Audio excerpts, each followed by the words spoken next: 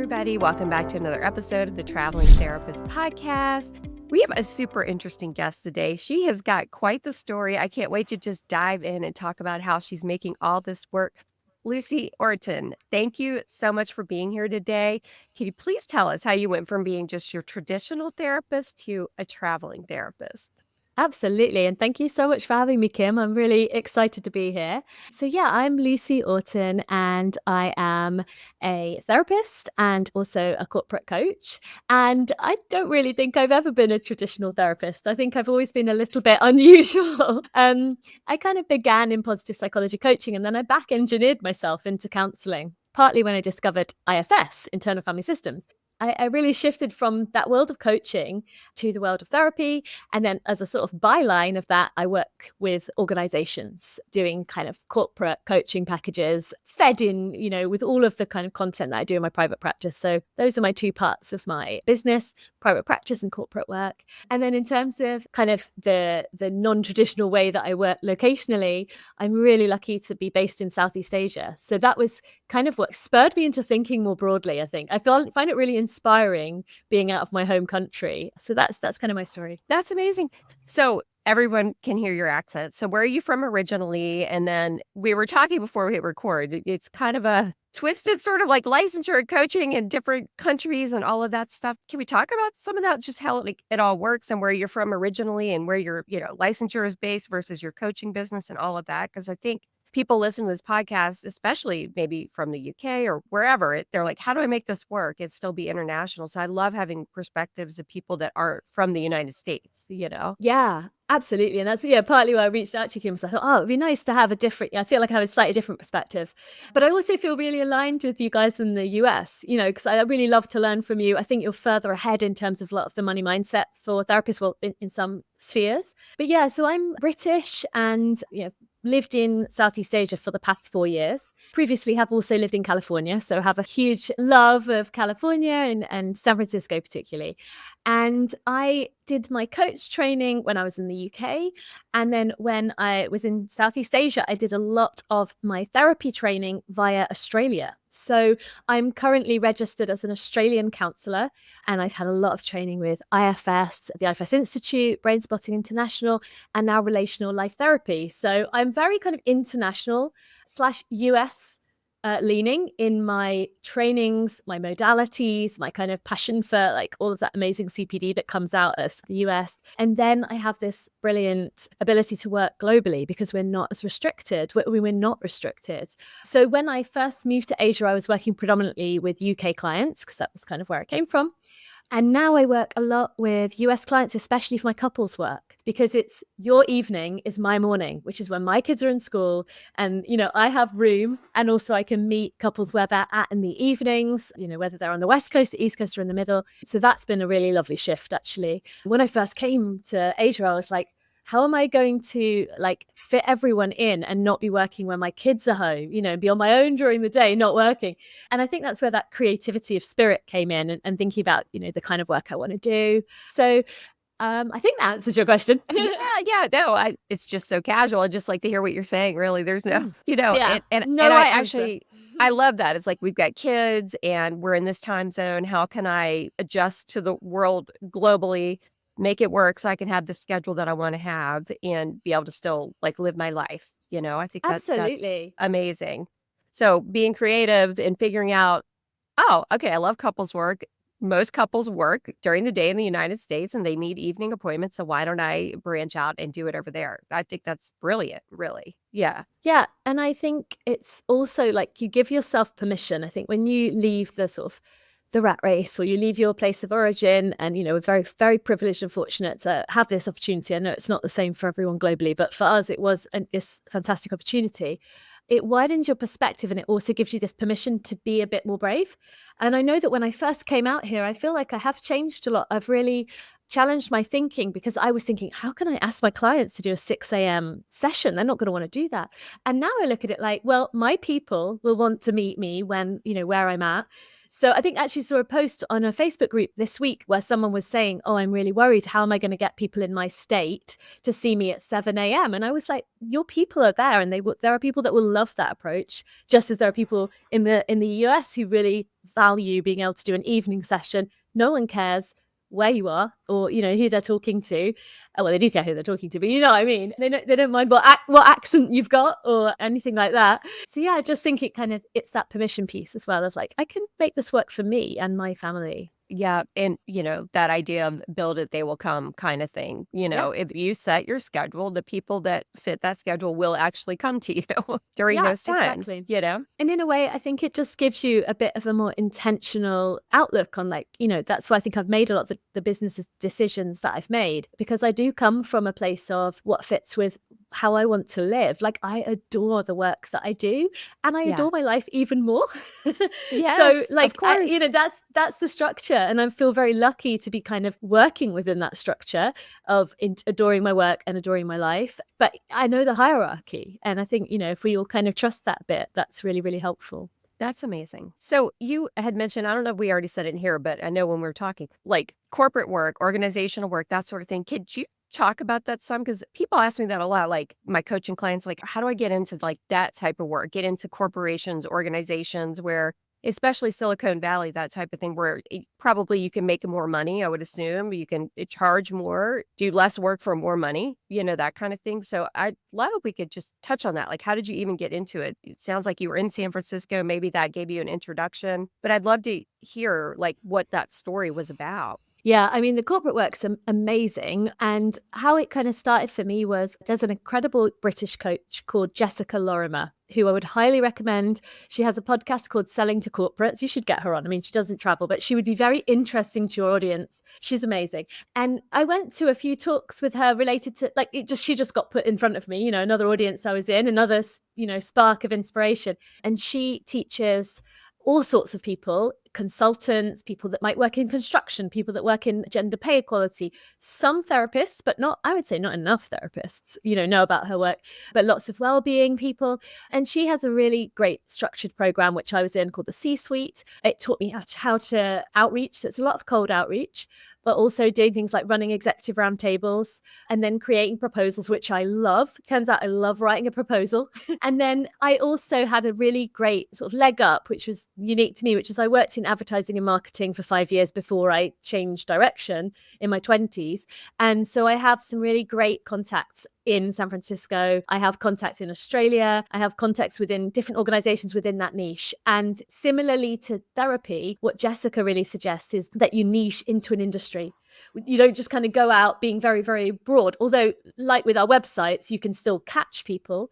But yeah, her model is brilliant. One of the things that I did was shifted my attention to this part of the world and thought, right, I want to work with Australian companies. So I leveraged my network and I created an executive roundtable, and then I wrote a white paper, and this was all kind of following a lot of Jessica's plans. Wow. What is an executive roundtable? Because I don't even know. Yes, I didn't know before I created one. So what I did was I had a subject which was about imposter syndrome in creative industries. And I reached out to, I think I found like an awards, a good, really kind of solid awards scheme in Australia. And I reached out to the top 20 or 30 women and said, I'm doing this imposter syndrome in women in creative industries. It was women focused, that one. Would you be interested in short interview and then joining completely free this roundtable with your peers? I was very lucky because I had a friend who worked at Facebook at the time in Sydney. And so I leveraged her a little bit and said, she's going to be there. So they were all very keen to come. I think I had about 15 people, which was too many. And then I facilitated a group of CEOs and heads of people. And we had this discussion around imposter syndrome in their industry specifically, some of the things that were coming up, some of the issues with women. And I'm not joking to say that was 4 years ago. I still get repeat business from those clients because they got to see me in action. They got to see me facilitate. And I ended up doing, for example, I did a series of lunch and learns for one of them. I did a ton of coaching for another of those CEOs. And the third one I'm thinking of the top of my head, I've just run my 3rd year of a return to work mothers and fathers support program using kind of mindset, a lot of the things we know in from the therapy room in that context. So yeah, does that summarize that? It's quite complicated. I love it. It's really It's- cool though. So it's like almost like a free webinar lead magnet kind of Yes. thing. And then it just, when you do so great with that, people just love the help and the offer and they want to Yeah. work with you and that sort of thing. but a little more fancy. Yeah, it's a little more fancy. I wrote a white paper at the end, which was, kind of short, I don't know, 20 pages report, something like that. That doesn't sound very short, but, like with pictures, maybe it was not that long. And then I had that to kind of promise them. So they got that at the end. They got something out of it. They also got to network. So it was like a kind of webinar, but much smaller audience. But then it's about building and honing those individual relationships. And now, they're always in my kind of black book, those people, which is really awesome. And yeah, so that's kind of one of the areas that was really successful for me. And I really should do another one. I'm thinking of doing another one. I love it. Actually, Kim, you'd be interested in this. I need to speak to that friend who was at Facebook. She's now working for a company called Springboards AI, which is like brand strategy and AI. And I was wondering I'm going to contact her and talk to her about burnout and AI and agency life in that industry, and see if there's a good topic for another exec roundtable, because I'm kind of keen to do one again. It feels like time. So what a timely topic. I mean, it is. Yeah. I mean, AI is everything. Yeah. But my hypothesis, and I need to check with my friend, is knowing that industry is very, very ruthless and it's very hard, hardcore, are people just working even harder and being expected to do even more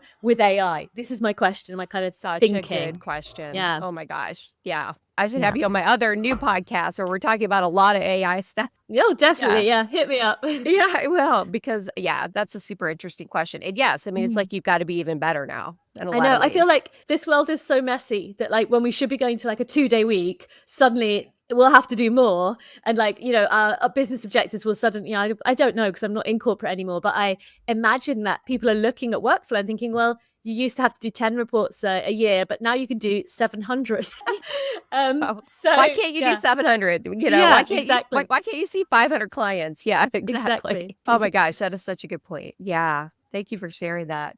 So, gosh, there's just so much I want to ask you about, like, because you've got family life, international work, your husband, I guess you're in that area, right? Because your husband is working as a teacher, right? So, I guess you've had to adapt to life in Southeast Asia and all of that. And I'm sure it's wonderful. I mean, anytime I hear anybody at Southeast Asia, they're like, I love it here. So, I mean, what's life like? And what's like time zone management like? Because I'm hearing you, right? I'm like, okay, UK, Australia, you've got people in California. Like, how do you even make sense of that?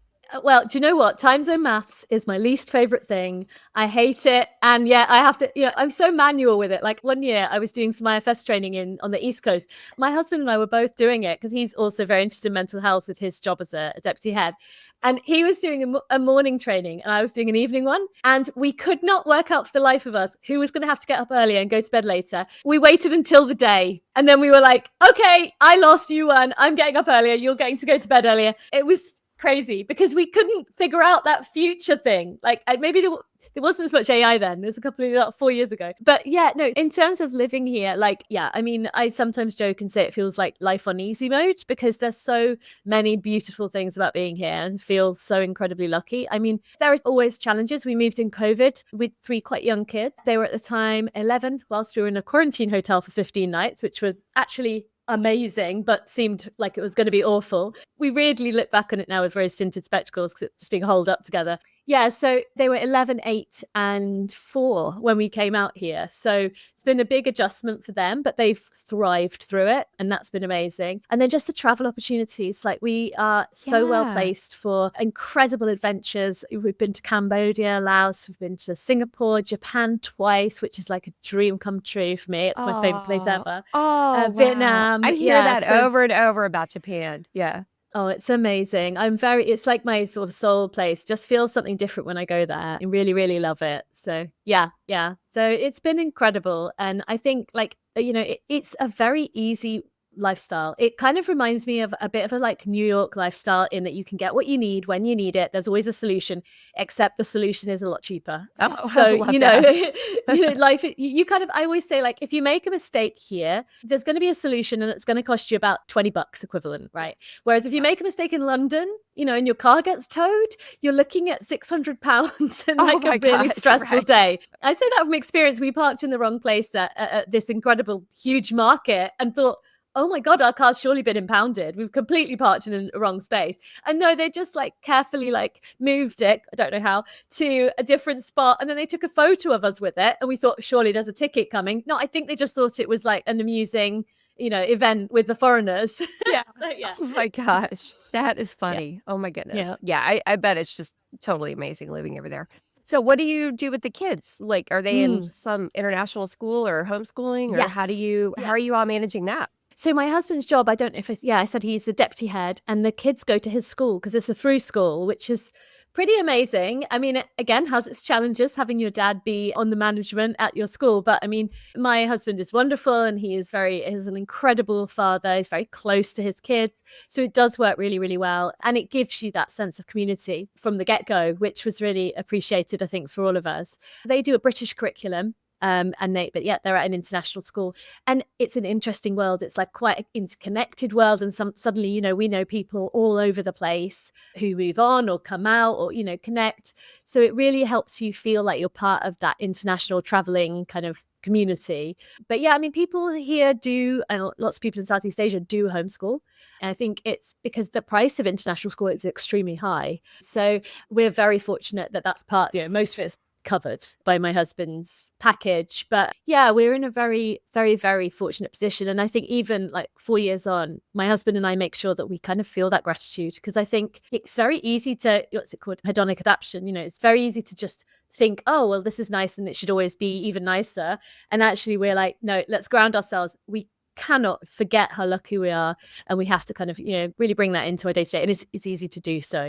Oh, I love that. The hedonic adaptation. Can we talk about that for a second? I mean, Yeah, it's such an interesting concept, because I talk about that a lot. It's like Ken and I, right? We've gotten in this place now. If we're somewhere for too long, we're like ready to go. We're like bored with it at that point, because the hedonic adaptation, really, it's just like we've gotten used to this, like, okay, what's the next shiny thing that we're going to move on to, the next place that we're going to go?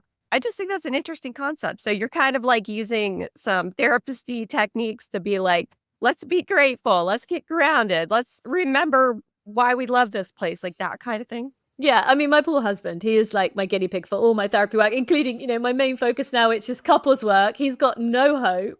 I'm like, Terry Real says this, relational life therapy says this. And he's just like, can we just talk about the weather. Curry in front of us, or the weather, yeah. But no, I mean, I think I actually know it from my therapy work, and I also know it from, there's a guy called Andrew Hallam who wrote some books, another person you should get on here actually, called The Expat Millionaire and the Millionaire Teacher. So it's about like taking control of your finances as an expat. It's very kind of solid, like Dave Ramsey kind of level, it's that sort of passive investing, like across the market. So it's very like historically sort of a good way to invest. Anyway, we're reading his book, and he talks about it quite a lot as a way of kind of really encouraging you to not always up level your lifestyle as you up level your income, and I think that, you talk about your hedonic adaptation as wanting to travel more, and I think, well, that feels very wholesome. That feels like a great use of it.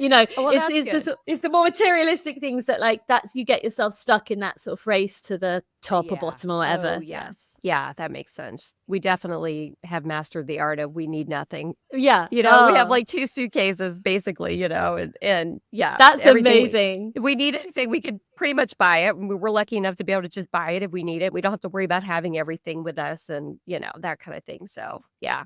Now, I'm talking to you and I'm imagining I don't know if you know anything about human design, but I'm like I'm like a generator, right? So I'm always like ideas and bouncing around. And it feels like you've got that energy too, that you're like, I'm going to do coaching. I'm going to do corporate this. I'm going to do these executive roundtables, and just bringing in work from all angles, whatever your passion is or whatever like the universe kind of brings to you. It kind of feels like you have that energy to me, I definitely do. Yeah, you've read me. I'm like a book. I was just having a conversation with my husband actually about this, because the corporate work will always be part of me, and I've got such great like ongoing relationships, so I'll always kind of hone those and keep that networking going. But I was saying to him, I think next academic year, which I think always think in academic years, being a mum of 3, I said to him, I think I'm going to experiment with really focusing in, and it's that couples work piece, couples work intensives, that's really like kind of lighting me up. So it's funny that you said that, because I'm kind of going to experiment with pulling in a bit, even though I absolutely love the kind of spectrum of doing so many different things.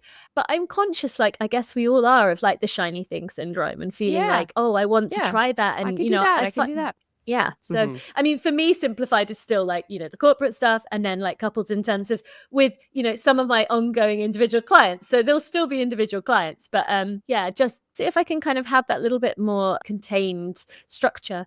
Having said that, I know myself. So, as people come to me and approach me, I think you've talked about this offline, but like I do get people requesting a consultation from a business perspective, from a perspective of wanting to know what it's like working in Asia, from a perspective of wanting to know about IFS or RLT, or how you create an intensive. So I'm very, very open to that, but it's not something that I'm actively out there kind of hustling for. I want to really kind of focus on my craft, I think, is what really feels right at the moment. So what does your intensive model look like right now? Because intensives are so hot. Everybody wants to be able to, do like 3 intensives in a month and then not work, and then do 3 intensives and not work, like that kind of thing. So I'm just curious, like, how do you have it modeled? Because people love to talk about that, It's such a cool concept. It's such an incredible concept. So I've been doing intensives for probably about a year and a half, like kind of intentionally. But prior to that, I really had already been doing extended sessions as almost a matter of course, because working with IFS and brain spotting and also working with RLT and couples, that extended period of time is gold dust to the impact. And to be honest, when I do a 50-minute session, or usually for me it's 60-minute session with a client, I almost feel like I'm giving them a raw deal now. I'm like, if you could just extend, and I've had a couple of people where they can't, so I go with it. But for me, that intensive model is so beautiful. I'm doing an intensive tomorrow, and we'll do 3 hours tomorrow, 3 hours Monday, 3 hours Tuesday. And I've done like a pre-session with her. I know what her system is. So this is like an individual person doing IFS. And I just know so much will unfold, because with IFS, those protectors, the protector parts, if you know the model, they are tight and they really want to look after us. And so they sometimes are slow to trust, and 50 minutes or 60 minutes is not enough for them to really kind of really believe you have good intent for them. Whereas in the intensive model, it's incredible. Even like we might do an hour and a half or 2 hours of inside work. We might break for a toilet break and then go back in, and something's already shifted because you're back. And they're like, the part is like, oh, this person I wasn't sure of, this leader of my system allegedly, has come back, has followed through on what they promised. And I'm open to it now. And it is amazing to kind of see it unfold like that. And then with couples work, it's like, to me, there's so much value in spending a longer period of time to really like make that investment in the work to speed it up, so you're not stuck in stasis for too long. And also with the RLT model, which is why I love it so much with my IFS and brain spotting, the trauma component means that, again, you're back in that place where you need time, especially if you're working with two people's trauma and you're working with two sets of goals and two sets of ways of looking at the relationship. It becomes even more important to have that intensive time whenever possible. I mean, it's not always possible for every couple or every client. I do try and sell it in as the best practice, and I mean that with all my heart. It's not a difficult thing to persuade people of when it feels so right. Absolutely. So, I mean, we talked about so much before we even hit record. Another thing you said, which is so entrepreneurial and I love it, was you're branching out into Insight Timer and doing some recordings and that sort of thing. Can we just talk about that? Because I think people will be really interested to hear about that and how you're doing that. It was weird because for years, it's one of those things where I don't feel very entrepreneurial about it. I feel a bit like on the back foot, like, why didn't I think of this before? But I have for years sort of sent people to Insight Time without massively exploring it myself, like little bits and pieces. But I would kind of set them off on homework, like, yeah, you can search for IFS and you can find things. And then sometimes they would ask me for something specific. So I would create a meditation for them specifically and just send it as a voice note, and then like have it on my file for future use. And then I suddenly put 2 and 2 together and thought, why am I not uploading these? So at the moment, I have 3 tracks and one about to hopefully get approved. And I'm planning to just keep going with that, partly because it's a great little library for me. It also feels like, because of my corporate work being through outreach and because of my website and SEO being my main way of getting clients, I don't really do social media, which is fine by me. It's great. And I don't have to do a ton of content. So it does feel as well like a bit of giving back, like maybe I'll get some financial recompense for it, but I'll definitely get like a branding boost. And I'll also get like, that feeling of like, if someone can't work with me because of fee prices, I can send them to my Insight Timer and say, go and have a look. I've got, by that point, maybe 20 or 30 meditations. You're really welcome to, use those. So it feels like a really nice kind of option. Yeah, no, that's so smart. Yeah, I didn't know that, just not to minimize it, just anybody. I didn't know that like therapist or whatever Right. could just like go on there and Neither did record their I. Like, sessions. Yeah. it's a very easy process. So you go on, you register, you say you're a therapist rather than a meditation teacher. So they ask that distinction. I think you can also be a yoga teacher. They ask you to upload your qualifications. So there's a nice, a sense check there. And if you're going to talk about something, so obviously mine are like IFS actually at the moment. If you're going to talk about something, have you got specific expertise in that model or in that subject? So again, you submit a bit of evidence. And then each track takes about a week to be approved. So it does really feel like there's a human that's like checking through, making sure quality control is there. You can't promote, so it's only your name. But we all know that that's enough, because if I see Kim Tolston, I can quickly look you up and find Of you. course. So Yeah. it's still It's like, great. who It's a is this great little, person? Yeah. yeah, I want to hear this person that's whispering in my ear at bedtime or whatever. But yeah, no, it's been a really nice kind of little sideline, and I'm hoping to keep building on that and just kind of looking at it as a little long-term project. Gosh, just a fascinating life that you're living. It's so incredible for you to share everything and how you're making it work. I just love like the spirit of just like, I'm going to do this and then I'm going to do this and now I'm going to hone in on this. And it just like really echoes what I feel like this podcast is all about. It's just like being entrepreneurial, following your passions, making it work for your life and how you want to live it. And you're doing that, which is just Yeah, amazing. it feels really good. And, another thing that's probably worth saying is I think coming from the coaching world, moving into therapy, I had a different perspective on premium fees. I did LIM with Tiffany McLean because I sort of caught the virus of worrying about charging when I segued out of coaching, and I was, it was reducing my fees. And I was like, hang on a minute, what am I doing? I've skilled up and I'm reducing my fees. That's something that's really kind of important to me. And as I kind of connected to that as well is giving myself enough time off. And that's another thing, traveling and living abroad gives us those options, having massage in the afternoon, going for a swim, and not feeling like you have to constantly be hustling and working 30 hours a week. Certainly not what I want to do, and I'm kind of really passionate about that. That's something else that I do work with other therapists about. I love that. Yeah. So how do you work out your fees? I mean, I've heard of Tiffany McLean's program. Do you basically say, this is how much time I want off? This is, consequently, this is how much I'd have to charge an hour, like that kind of thing. And then you just like that, I'm doing it. And then you just wait for the people to come that can pay that rate, I guess, right? Yeah, absolutely. I kind of incrementally increased from this kind of place where I'd lowered my fees. I was like, why am I doing this? And also there's a couple of things that came in because I love my corporate work and it is extremely well paid when it comes in, although it's a slow process to get fewer jobs in, if you see what I mean. So it might take 2 years of conversation with someone at a tech company in Silicon Valley, and then they bring you in and they pay you $5,000, like for an hour's session.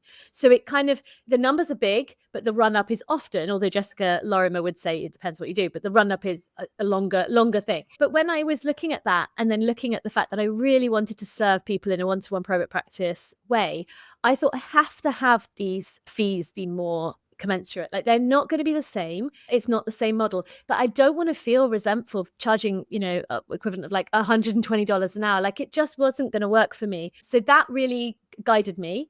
I did Tiffany's program. She has an amazing calculator, which I used, but almost as soon as I signed up for her program, it kind of, that was what I needed to go, okay, I give myself permission actually. And then I did a lot of her mindset work and stuff. But yeah, it's really important to me, I think, as well, in terms of sustainability. So I really want to keep practicing for a very long time, and I don't want to do 40 hours a week. And so I really kind of am guided by, if I get paid a good rate now, I'm not going to burn out. I'm going to make a good income and a good retirement fund for my family and college funds for my children. And I'm not going to be resentful and suddenly have to stop in 6 years, So I'm really feel like I'm in it for the long term. And to be in it for the long term, we have to think strategically. We have to think in a slightly different way than our field encourages us to. I mean, and I come from the UK and I'm also aligned with Australia, and the fees that are very, very low. And for me, like, I just wouldn't want to do it if it was at that rate. It wouldn't feel like I was being valued for my skills, my experience. And you can give back in other ways, whether that's charity, we support local charities in Asia, or whether that's looking after like rescued kittens. There's other ways to give back. But for me in my work, that's about the service and the field that I love. And it's about being paid for it really, decently. Yeah. And taking care of yourself. Yeah, Yeah. totally. Amazing. Thank you so much. So how do people find you? How do people work with you? If corporate people are listening, or couples, or therapists that want to talk to you about Southeast Asia and your help around that, how do they find you and work with you? Yeah, absolutely. So I'm quite rubbish on social media. So the best place to find me is either my couples therapy website, which is couplesawaken.com, or my individual website, which is lucyorton.com. And that also incorporates a few pages about my corporate work. So those are the two best places to find me. And then I would say the third best place is LinkedIn. So Lucy Orton, you'll find me. I think there's not many of us that have the kind of, a filled out profile. But yeah, I'm always delighted to connect with people. I love speaking to therapists who might want to refer for couples work, who might want a kind of, I do the RLT approach, which is very, it's good for couples on the brink, and it's good for like high impact and maybe high conflict couples. So yeah, always up for chatting with people for those kind of referrals. And yes, absolutely. If anyone wants to look at any of my work and talk to me about different perspectives from the therapist viewpoint, then I'm very happy to set up consultation calls and give more guidance about the corporate work from our field as well. Love that. And what is IRLT? I'm sitting here thinking, like, what is that? RLT, relational life therapy. That's my British accent. Yeah, relational life therapy, which is Terry Real's incredible therapy mode. Yeah. Nice. And he's really he seems to be everywhere at the moment. So I think it's really exploding. His books are incredible. His work is it's kind of direct. But what I love about it is got the direct psychoeducational piece. It's got a lot of truth telling, and it's got trauma work. So I can really bring in like both sides of A, my personality, and, B, the modalities that I think are just so effective. So yeah, RLT. R for Robert, or relational life therapy. Gotcha. I love that. Thank you so much. Well, thanks for taking the time today. This has been super interesting, and I think it's going to be really inspirational to a lot of people listening. Yeah. Thank you so much. And thanks for having me, because I really love your podcast and I love all the work you do with AI. So yeah, let's chat about that AI podcast next. I'd love that. Yes, I'd love that. I'd love that so much. Thank you.